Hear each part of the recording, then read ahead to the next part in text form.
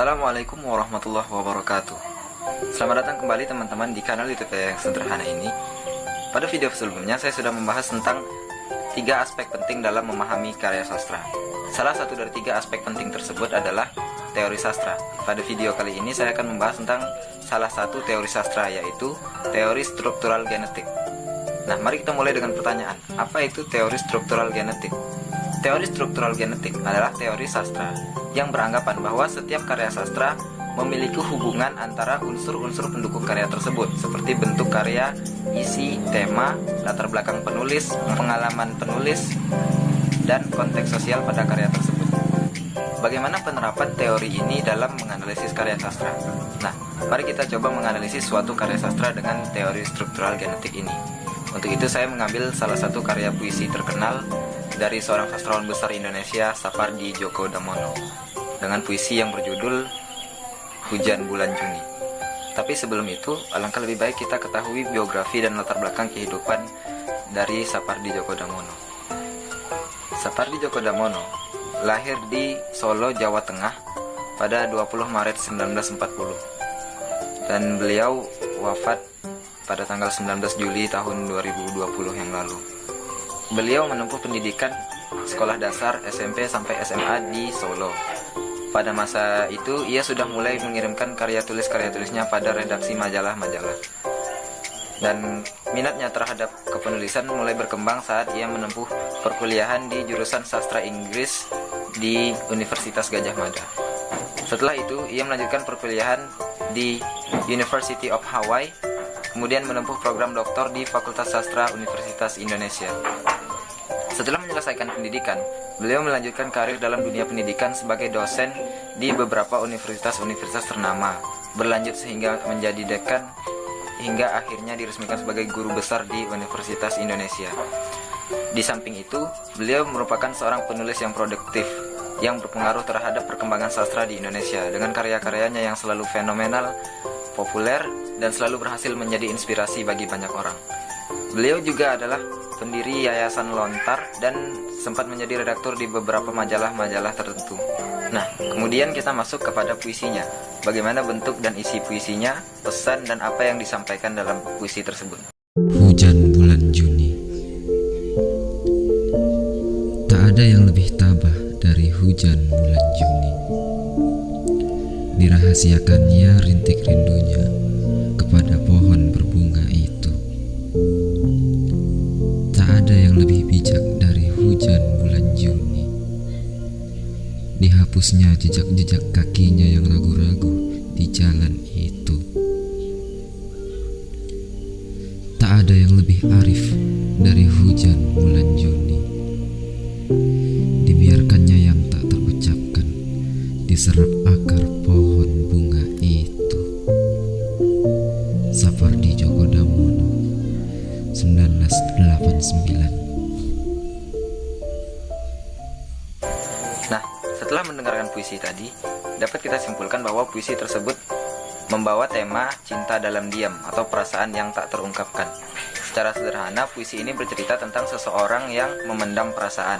Seseorang tersebut direpresentasikan dalam kiasan kata hujan. Pada bait pertama, dijelaskan bahwa seseorang itu menahan rasa rindu dan tidak dapat mengungkapkannya dengan kiasan dirahasiakannya rintik rindunya.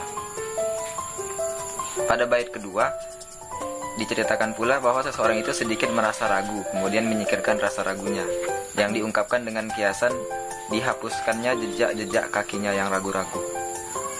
Pada bait ketiga, ditegaskan lagi bahwa seseorang itu memiliki perasaan yang memang terpendam dan tidak dapat diungkapkan, dengan ungkapan dibiarkannya yang tak terucap. Secara keseluruhan, puisi ini bercerita tentang seseorang yang dengan tabah, bijak, dan arif memendam perasaan pada sosok yang diidentikan dengan kata pohon bunga.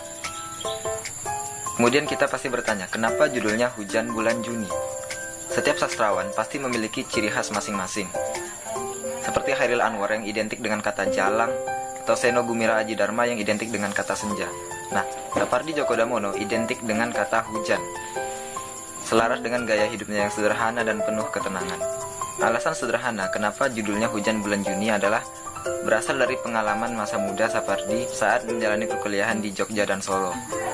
Pada saat itu, ia melewati bulan Juni yang kemarau panjang dan sama sekali tidak ada hujan. Nah, berangkat dari hal itu, ia terdorong untuk menulis puisi Hujan Bulan Juni sebagai isyarat tertentu tentang hujan dan bulan Juni, dan juga menambahkan kisah di dalamnya secara tersirat. Kemudian, apa hubungan latar belakang penulis terhadap puisinya? Sapardi Djoko Damono lahir dan tinggal sejak kecil di sebuah desa bernama Desa Ngadijayan. Nah, desa ini berdekatan dengan kampung sastrawan besar Indonesia lainnya, yaitu W.S. Rendra. Sapardi sendiri memiliki darah seni dari kakeknya yang merupakan dalang di Keraton Surakarta. Sejak kecil, beliau memang suka membaca dan mengenal sastra lewat buku-buku karya sastrawan Indonesia seperti Pramudia Anantatur, Khairil Anwar, hingga Mokhtar Lubis. Gaya hidupnya sejak kecil terbentuk sebagai sosok yang sederhana dan penuh dengan ketenangan. Dan ini berpengaruh terhadap puisinya. Terlihat bahwa dalam puisi Hujan Bulan Juni, suasana yang dibawakan adalah suasana yang penuh dengan ketenangan. Misal pada bait pertama mendeskripsikan kata hujan tidak dengan hujan lebat atau hujan deras, melainkan dengan kata rintik saja. Di situ terlihat ketenangan dan kesederhanaan yang coba disampaikan dalam puisi ini. Beliau juga menyampaikan bahwa puisi ini ditulis di saat beliau berada di perumahan dosen di Tangerang sambil memandang pemandangan telaga Situ Guntung. Terlihat dari hal ini bahwa puisi ini memang mengandung ketenangan dan kesederhanaan dari alam. Dari penjelasan-penjelasan di atas dapat kita tarik kesimpulan bahwa secara teori struktural genetik, kaitan antara latar belakang penulis, pengalaman penulis itu sendiri dapat berpengaruh terhadap karya sastra yang dihasilkannya. Dalam hal ini, pengalaman hidup dan jiwa seni yang ada pada diri Sapardi Djoko Damono, serta gaya hidupnya yang sederhana dan penuh ketenangan terbawa dalam karyanya, sehingga karya puisi ini menjadi lebih bermakna, lebih mendalam, dan hingga menjadi fenomenal. Baiklah, mungkin sekian dulu yang dapat saya sampaikan. Mohon maaf atas segala kekurangan atau mungkin ada kesalahan dari penyampaian saya tadi. Sebagai penutup saya ucapkan terima kasih telah menonton video ini. Sampai bertemu di video selanjutnya. Saya Khairul Rizky. Terima kasih.